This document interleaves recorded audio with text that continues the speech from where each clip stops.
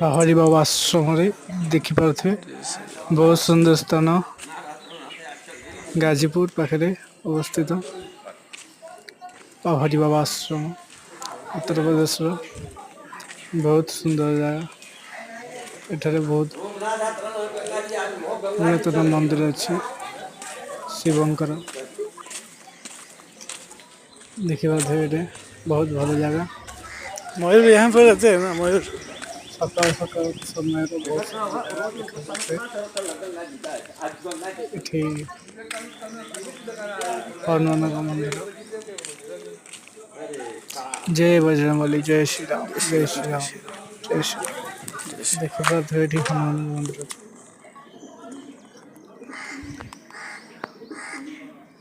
Jai Mahavir Jai Bajrangbali.